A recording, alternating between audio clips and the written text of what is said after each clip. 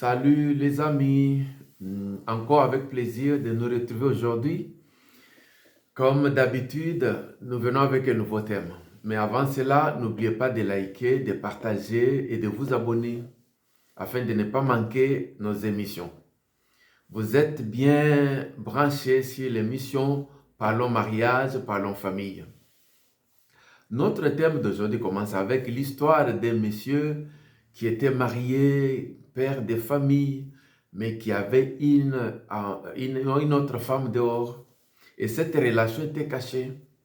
Malheureusement, un jour, le monsieur a dit à sa femme qu'il allait travailler, qu'il travaillait le tour du soir, en fait de la nuit. Mais pourtant, il était chez la deuxième femme ou sa copine. Malheureusement, de son retour, il a connu l'accident, ce qui fait que la femme légitime est informée et de même aussi la copine est informée. Les deux femmes se sont retrouvées autour de monsieur qui malheureusement il a succombé après quelques temps d'intervention de secouristes. La femme légitime, sous le choc de la mort de son mari, mais quelque part aussi avec colère parce que son mari l'avait dit qu'il allait travailler le soir. Et pourtant, ce n'était pas vrai, il avait menti. Alors, vous comprenez de quoi il s'agit aujourd'hui, vous pouvez deviner, le thème d'aujourd'hui, c'est la double vie dans le couple, les causes et les conséquences. C'est un thème qui touche quelques couples et ces couples en souffrent. Mais avant d'entrer dans le vif de notre sujet, c'est quoi même la double vie? La double vie, c'est l'état de quelqu'un qui a une autre relation en dehors de la relation qui est légitime, ou alors qui a une deuxième famille, mais cette famille ou cette relation est cachée. C'est-à-dire à la maison ou dans son milieu, on ne les connaît pas avec la deuxième face. Donc la double vie, c'est comme quelqu'un qui a deux faces. Il est père de famille ou bien elle est mère d'une famille, mais quelque part dehors, on mène une autre vie. Comme l'exemple que je vais de vous donner, c'est le monsieur qui menait double vie. Sa femme ne connaissait pas, mais le monsieur entretenait une autre relation avec une autre femme. Alors aujourd'hui, nous allons voir aussi quelles sont les causes et les conséquences de cette double vie. Parlant toujours des exemples, la double vie aussi, nous la retrouvons dans la Bible. Dans Genèse 38, l'histoire de Judas et Tamar. Et c'est aussi un cas de double vie, où Judas, qui a perdu sa femme, et il est allé pour paître ses troupeaux, mais il a trouvé la femme, ou sa belle-fille, qui s'était déguisée, et pour Judas croyait que c'était une prostituée. Il est sorti avec cette femme Tamar, qui par après est devenue enceinte. Ici, nous voyons aussi que c'est un cas de double vie. En ce qui concerne les causes, c'est vrai que nous parlons de causes, mais néanmoins ces causes ne justifient pas la double vie. Quelles que soient les causes que nous allons énumérer, mais cela ne favorise pas la double vie. La première cause que nous allons citer, c'est l'insatisfaction. Lorsque la personne est insatisfaite, ça peut être insatisfaction financière, ça peut être insatisfaction sentimentale, ou ça peut être insatisfaction sexuelle. Cette première cause peut pousser quelqu'un, la femme ou l'homme, à avoir une double vie, c'est-à-dire avoir un amant de côté, entretenir une relation qui est cachée. Deuxième cause, ça peut être des personnes qui ont besoin de nouveautés, les gens qui sont à la recherche de nouveautés. Et nous écoutons toujours les gens dire, non mais c'est tout le temps la routine, je suis fatigué avec la monotonie, j'ai besoin un peu de quelque chose de nouveau.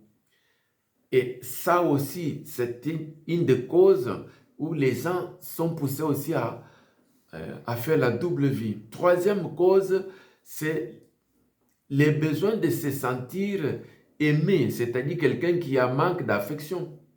Ça peut être une femme ou un homme qui se sent que je ne suis pas vraiment aimé, mon mari ne m'aime pas, mon mari n'a pas de paroles d'amour, ou ma femme n'a pas de paroles d'amour.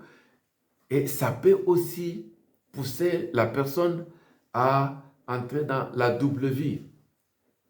Et quatrième cause, ça peut être un schéma familial. Ici, un schéma familial, c'est que nous pouvons parler aussi les liens familiales. C'est-à-dire quelque chose qui s'est passé déjà dans la famille, soit avec les parents, soit avec les grands-parents ou arrière-grands-parents. Alors, nous voyons que ces schémas-là peuvent se reproduire aussi dans la vie de certaines personnes et on va entendre que c'était quelque chose qui s'était déjà passé dans sa famille avec son grand-père ou avec sa grand-mère. Cinquième cause, c'est lorsque quelqu'un s'est marié mais il n'a pas encore compris vraiment l'essence même du mariage, c'est-à-dire il y a le manque d'engagement réel ou total. Hein? Peut-être quelqu'un qui s'est marié parce que il y a l'autre qui s'est marié, il y a mes amis qui se sont mariés, mais moi aussi je m'engage. Mais au-dedans de la personne, il n'y a pas vraiment l'engagement réel de ce mariage. Et là aussi, la personne peut tomber aussi dans le double vie. Cinquième cause, nous voyons par exemple, non c'est sixième, l'amour de l'argent. Sixième cause, l'amour de l'argent. Quelqu'un qui n'est pas satisfait de mode de vie qu'il mène, quelqu'un qui envie les autres, quelqu'un qui veut à tout prix gagner, quelqu'un qui veut sortir de la pauvreté. Mais cela peut aussi pousser la personne à entrer dans la double vie. Ici, je vois le cas d'une femme, une jeune dame qui était mariée à un homme, un entrepreneur. Mais parce que la femme voulait à tout prix satisfaire sa famille, les membres de sa famille qui lui demandaient toujours, et cette femme a commencé à entretenir une autre relation en dehors de sa relation conjugale. Et la deuxième relation qu'elle avait, c'est parce que ce monsieur aussi avait beaucoup d'argent. L'intérêt ici ou le profit, c'était pour gagner de l'argent. Voici quelques 6 causes parmi autant d'autres qui peuvent pousser les personnes à entrer dans la double vie. Mais les conséquences sont aussi néfastes pour quelqu'un qui pratique la double vie. Ici, les conséquences, nous commençons par la manque de confiance. Lorsque quelqu'un qui a la double vie et lorsque c'est découvert par sa compagne ou son compagnon, quelque part, il y a le manque de confiance. Deuxième conséquence, c'est les divorces ou la séparation. Combien des hommes et des femmes qui se sont séparés parce que l'homme ou la femme avait une relation en dehors de leur couple. Alors, ça, ce n'est pas aussi bien parce que le divorce ou la séparation engendre aussi plusieurs conséquences. Entre autres, les enfants aussi sont touchés. Troisième conséquence, ici, nous voyons les blessures intérieures profondes. Lorsqu'il y a cette double vie dans le couple, quelque part, ça laisse des blessures intérieures. Il y a des hommes et des femmes qui sont restés tout au long de leur vie avec ces blessures parce que c'est un homme que j'ai aimé, c'est une femme que j'ai aimée, mais pourtant cette femme ou cet homme entretenait d'autres relations en dehors de leurs relations conjugales. Quatrième conséquence, c'est les troubles émotionnels, les troubles sentimentaux dans la famille. Ici, je veux parler beaucoup plus des enfants. Lorsque les enfants sont informés, lorsque les enfants sont au courant que notre maman, notre papa entretenaient une autre relation avec une autre femme et notre homme, c'est-à-dire sur le plan sentimental, ces enfants sont touchés. Sur le plan émotionnel, ces enfants sont touchés. Alors nous voyons aussi que les enfants sont victimes. Et Dans ces cas ici, les enfants peuvent avoir même des troubles de mémoire, ils peuvent avoir des problèmes au niveau de leur école, où vous allez voir l'enfant qui ne travaille pas bien à l'école, parce qu'à la maison, il y a un problème. Quatrième conséquence, c'est les mensonges ou les jeux de cache-cache. Ici, nous voyons par exemple l'image de ce monsieur qui était malade à l'hôpital, mais qui, sa femme, en le quittant, a emporté son téléphone. Nous avons vu le monsieur qui était en tenue de l'hôpital, qui est sorti en courant parce qu'il voulait à tout prix récupérer son téléphone qui était entre les mains de sa femme. La question que je vais vous poser, vous qui me suivez, êtes-vous aussi en mesure de laisser votre téléphone dans les mains de votre partenaire? Est-ce que vous êtes d'accord d'aller prendre bain, d'aller dormir, siester et laisser le téléphone dans les mains de votre partenaire, dans les mains de votre femme, de votre mari? Est-ce que votre partenaire peut recevoir vos appels sans qu'il y ait de problème? Mais si vous cachez votre téléphone, c'est qu'il y a un problème. Mais du moment qu'on est marié, c'est-à-dire tu es mon mari, tu es ma femme, ce qui est à moi est à toi. Nous disons toujours qu'on devient une seule chair. Mais sur le plan des téléphones, lorsqu'il y a des jeux de cache-cache, c'est-à-dire il y a quelque chose, il y a des relations qui sont cachées.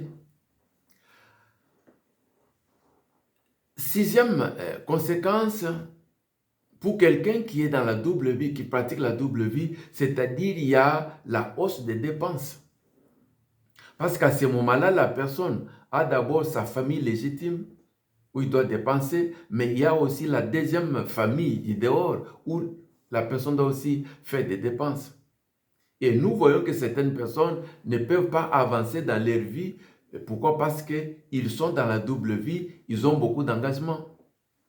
Et là aussi, c'est un problème qui est très important, qui appauvrit certaines personnes. Septième conséquence, je veux parler de la transmission de maladies. Il y a certaines personnes, je connais un monsieur qui avait une double vie, il était père responsable, mais qui entretenait une relation avec une autre femme. Cette relation était cachée. Et pourtant, la femme, la concubine, avait le sida. C'est-à-dire, la dame a contaminé le monsieur, et le monsieur, à son tour, a contaminé sa femme légitime. Et les trois, au moment où je vous parle, ne sont pas en vie. Et là, nous voyons la conséquence d'une double vie. C'est vrai qu'il y a plusieurs conséquences, mais nous nous limitons à ces 7 conséquences. Nous comprenons, ma famille, que la double vie amène l'infidélité. La double vie amène l'impudicité, l'adultère. Alors nous comprenons que la double vie est un péché. La double vie, ça honore pas Dieu. La double vie, en dehors du mariage, c'est aussi l'image d'un chrétien qui, le dimanche, il est saint, il a l'apparence de quelqu'un qui a la crainte de Dieu. Mais lorsqu'on va en dehors, dans ce milieu, il a l'autre cassette, l'autre face d'un gang, d'un menteur, d'un impudique, ainsi de suite. Ça aussi, c'est une double vie. Et ça ne doit pas être comme ça. N'est-ce pas, le Seigneur a dit que votre oui soit oui et votre non soit non. C'est-à-dire, j'ai accepté cette femme, j'ai accepté cet homme, je suis avec la personne et ne pas chercher à aller ailleurs. Alors, nous comprenons, pour terminer, sur le plan spirituel, il est dit, il n'y a rien de caché qui ne sera pas révélé. Tout ce que l'homme peut faire dans les ténèbres, mais un jour ça va apparaître. Vous qui me suivez, comprenez que ce que vous faites, un jour, même si c'est caché, mais un jour, ça va apparaître. Et lorsque ça va apparaître, quel sera votre sort? Quel sera le sort de votre famille, de vos enfants? Et il est encore dit, ce que l'homme aura semé, c'est ce qu'il moissonnera. Qu'est-ce que vous êtes en train de semer pour le moment? Il est écrit, aucun impudique ne verra pas le Seigneur. Aucun impudique n'entrera pas dans le royaume des cieux. Vous qui avez suivi cette vidéo, si vous vous retrouvez dans cette double vie, je crois qu'il est moment de prendre une décision, de changer votre vie, d'avoir une vie transparente. Parce que celui qui mène une double vie, comme nous l'avons dit, les mensonges vont s'installer dans sa vie.